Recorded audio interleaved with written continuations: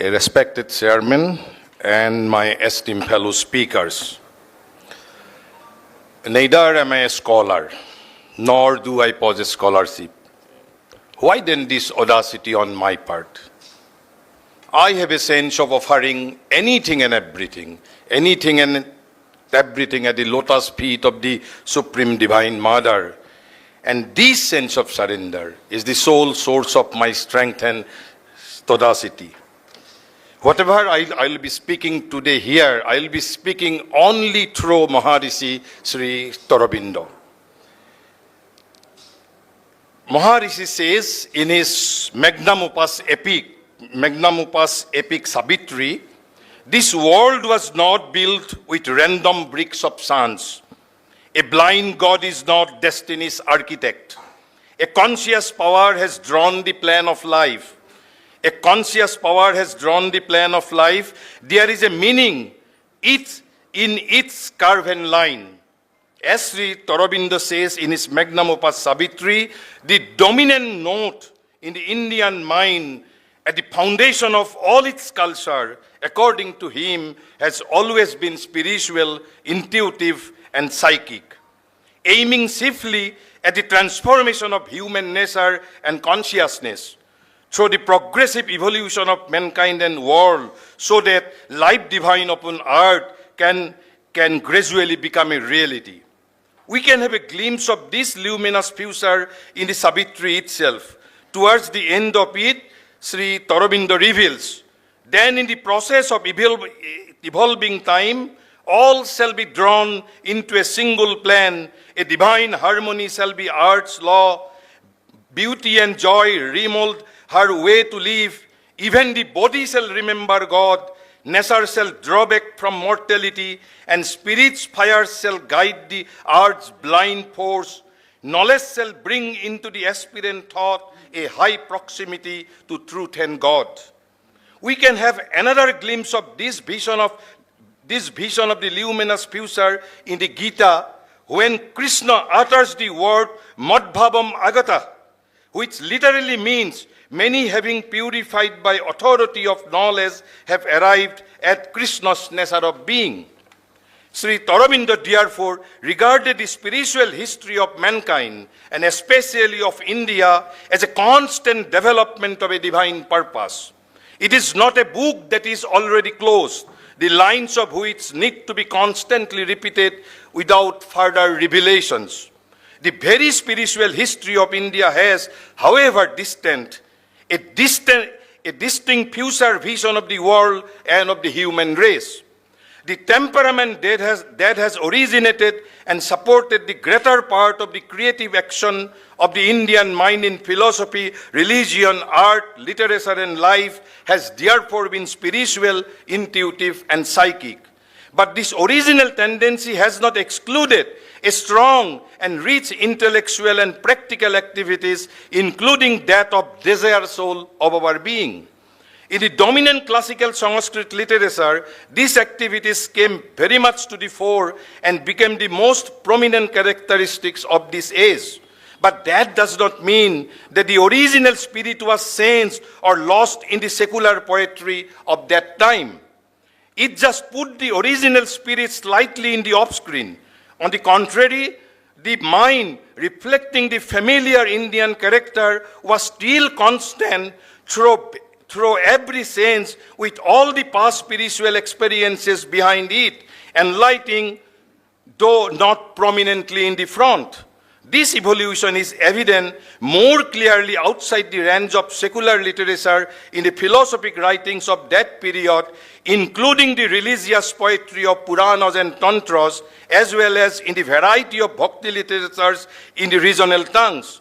It is to be noted that the later developments of Vedantic philosophy and the Puranic ideas, including the aesthetic spirituality of the religions of bhakti, inspired the regional literatures from the very birth.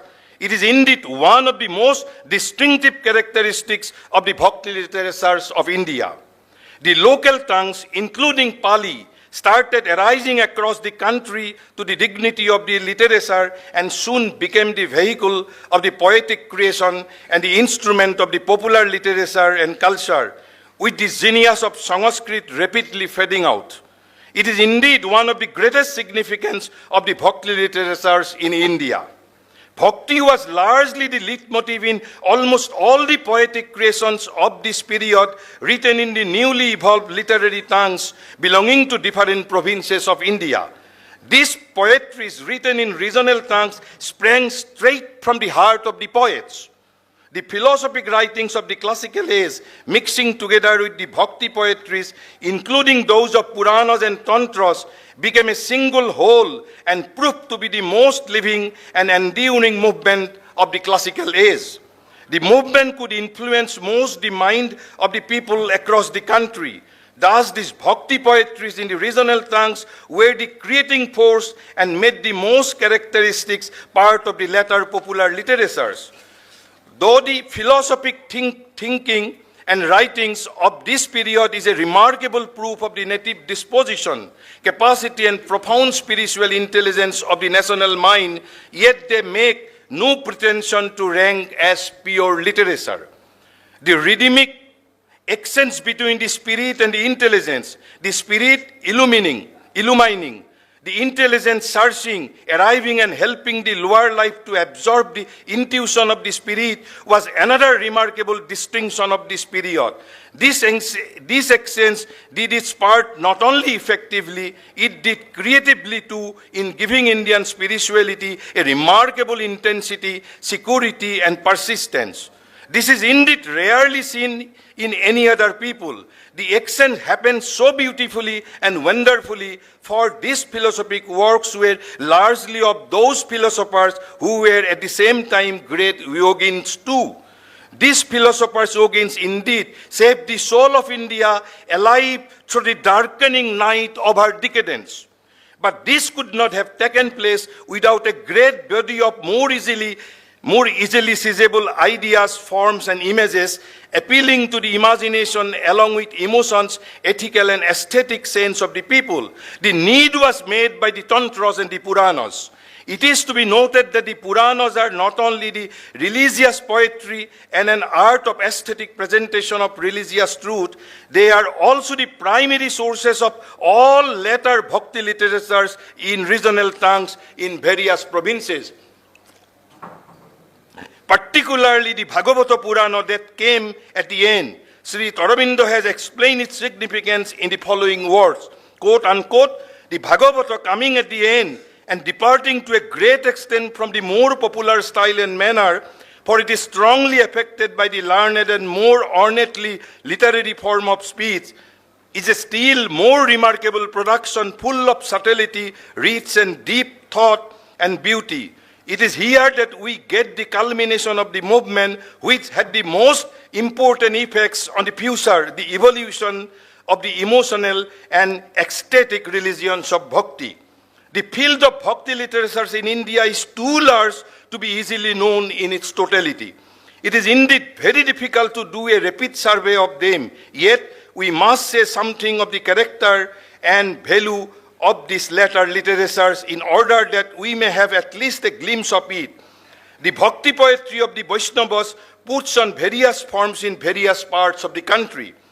The psychical symbol created by the Puranas assumes its most complete and artistic shape in Bengal, becoming a long continued tradition there. Let me quote here how beautifully Sri Aurobindo has described this tradition. The desire of the soul for God is there thrown into symbolic figure in the lyrical love cycle of Radha and Krishna.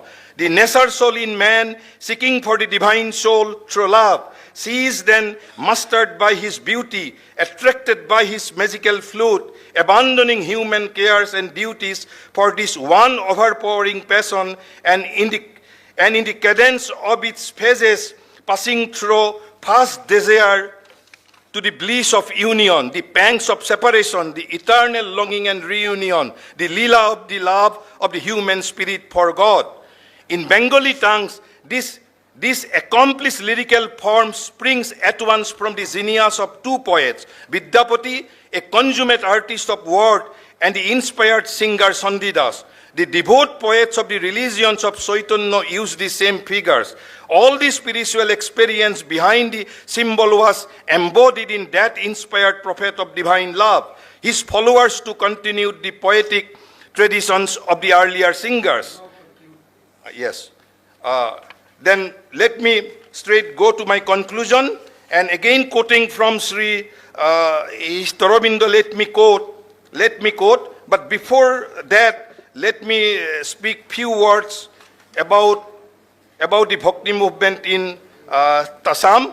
The Bhakti movement in medieval India flowing to the Brahmaputra Valley in Assam, which Srimanta Shankardev created a web of bhakti literatures in all prevailing forms, namely epic narratives, devotional hymns, drama and theater, canonical text on bhakti, translation of source texts like Bhagavata Purana, adaptation of a variety of Puranic texts in Assamese, and the aforementioned of music, all of which avoidly reads with the strain of bhakti. Shankardeva, being the pole star of the phenomenal surge of bhakti in Assam, created an equally phenomenal surge of art imbued with bhakti, inspiring a new generation of young minds to take to writings in varied forms. His work were luminescing with aesthetic glow on one hand, and on the other, they were radiant with life portrayals of human sensitivities and representations of social and human condition.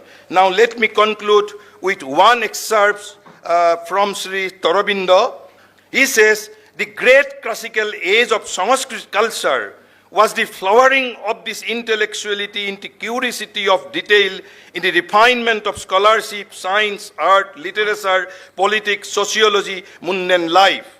We see at this time too the sounding not only of aesthetic but of emotional and sensuous, even of vital and sensual experience. But the old spirituality, but the old spirituality reigned behind all this mental and all this vital activity, and its latter period, the post-classical, saw a lifting up of the whole lower life, and impressing upon it of the values of the spirit. This was the sense of the Puranic and Tantric system and the religions of Bhakti. Later Vaishnavism, which is in Assam called Nava-Vaishnav Dharma, a later Vaishnavism, the last fine flower of the Indian spirit, let me repeat, last fine flower of the Indian spirit was, in its essence, taking up of the aesthetic, emotional and sensuous being into the service of the spiritual. It completed the curve of the cycle. Expressing my heartfelt thanks and gratitude to Sahitya Akademi, I finally conclude here. Thank you and namaskar to all.